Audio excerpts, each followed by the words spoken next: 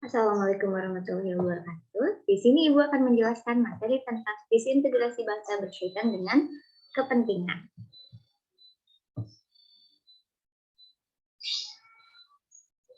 Kita perbesar dulu ya.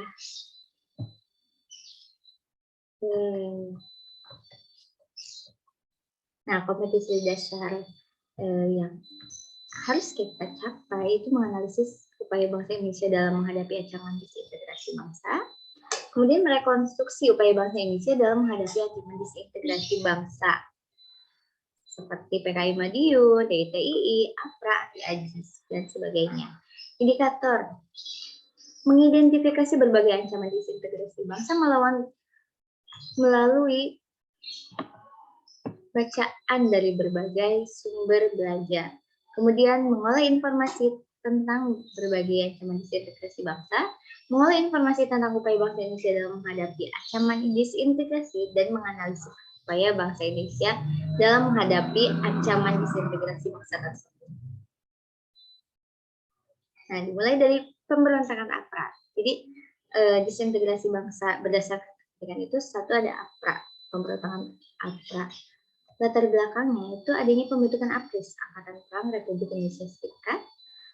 Kemudian kelompok kolonialis yang ingin tetap mempertahankan kepentingan ekonominya di Indonesia. Dan adanya friksi dalam tubuh APRIS. Jadi pemberontakan APRA ini tentara pendukung unitaris TNI ini versus tentara pendukung federalis. Mantan-mantan penil nih di dalamnya. Tujuan pemberontakan ini adalah satu, untuk mempertahankan bentuk negara federal di Indonesia. Dua, mempunyai tentara yang berdiri sendiri pada negara-negara bagian Republik Indonesia Serikat. APRA sempat memberikan ultimatum kepada RIS, namun ditolak. Akhirnya terjadilah pemberontakan tersebut tanggal 23 Januari 1950 di Bandung, dipimpin oleh Kapten Raymond Westerling. Nah, ini orangnya.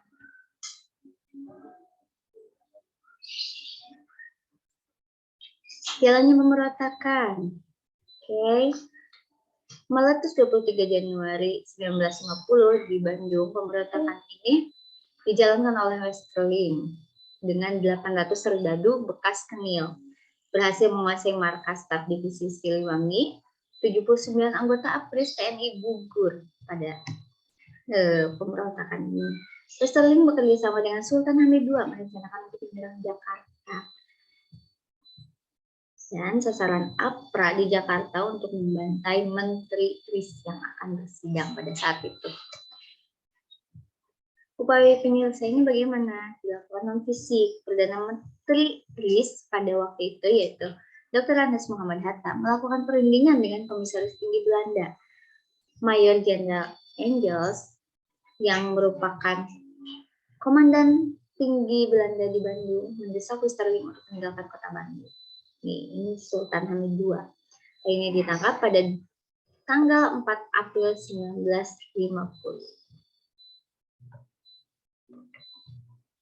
Ada juga upaya yang dilakukan secara fisik atau militer, yaitu APRIS mengirimkan kesatuan-kesatuannya yang berada di Jawa Tengah dan Jawa Timur dalam pertempuran di Becet tanggal 24 Januari 1950. Pasukan TNI berhasil menghancurkan gerakan APRA.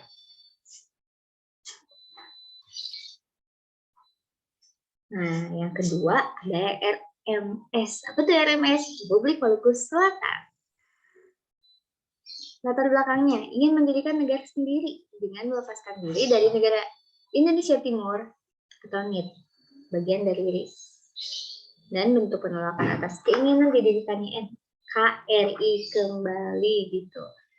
Nah, itu benderanya. Pemimpinnya siapa? Mr. Dr. Christian Robert Soumokil.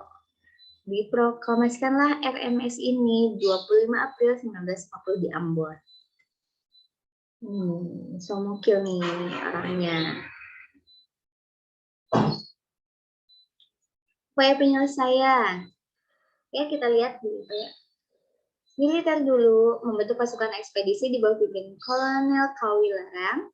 November 1950, pasukan APRIS akhirnya berhasil menguasai Ambon. Akan tetapi dalam pertempuran memperebutkan benteng New Victoria, Letkol Slamet Riyadi tertembak dan gugur. 14 Juli 1950, pasukan ekspedisi mendarat di Pulau Buru dan berhasil menguasai pos-pos penting di Pulau Buru. RMS memusatkan kekuatannya di Pulau Seram dan Ambon di Maluku Tengah, serta memblokade dan menghancurkan kapal-kapal pemerintah.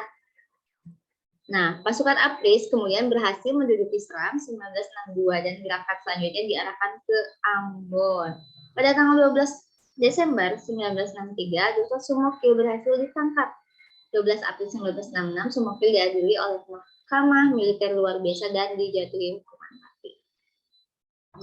Adapun non fisiknya nih, 27 April, itu sebelumnya dilakukan dulu perundingan di mana Dr. J. Lemina dikirim oleh pemerintah untuk menyampaikan permintaan damai kepada RMS, tapi nggak digubris. Akhirnya adalah upaya penyelesaian dari secara militer.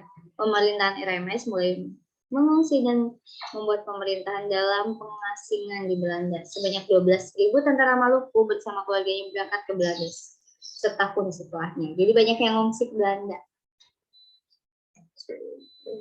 Lalu yang ketiga ada pemberontakan Andi Agis. Latar belakangnya penolakan terhadap masuknya anggota TNI ke dalam bagian APRIS. Lagi-lagi ya, APRIS. Menuntut agar pasukan bekas Kemil saja yang bertanggung jawab atas keamanan negara Indonesia Timur. Jadi TNI jangan ikut campur. Mempertahankan tetap berdirinya negara Indonesia Timur. Nah, ini pemimpinnya Andi Agis. Terjadi tanggal 5 April 1950 di Makassar, di Padang, Sulawesi Selatan. Jalannya pemberontakan. Pada 5 April 1950, gerombolan Andi Agis mulai melancarkan serangan, menyerang markas TNI yang bertempat di Makassar dan berhasil menguasainya. Menawan seorang panglima teritorium Indonesia Timur, yaitu Letnan Kolonel Moko Ginata. Upaya penyelesaiannya ada non-fisik dan fisik ya. Non-fisik, pemerintahan kemudian mengeluarkan ultimatum sebagai bentuk reaksi kejadian tersebut. Ada fisik, pemerintah mengirim ekspedisi untuk menumpasnya. Pasukan dipimpin oleh Kolonel Alex Kawilarang lagi nih. Andi Agis akhirnya menyerah pada 15 April 1950 dan pertempuran masih berlanjut hingga 5 Agustus 1950. 8 Agustus 1950 pihak Kemil meminta untuk berunding yang diwakili oleh Mayor Jenderal Skevelar dengan Kawilarang. Oke, isinya agar yang ini ya, yang non fisik itu isinya agar Andi Agis datang ke Jakarta untuk mempertanggungjawabkan perbuatannya gitu. Kasih ultimatum. Nah, mungkin itu saja yang bisa saya sampaikan. Terima kasih.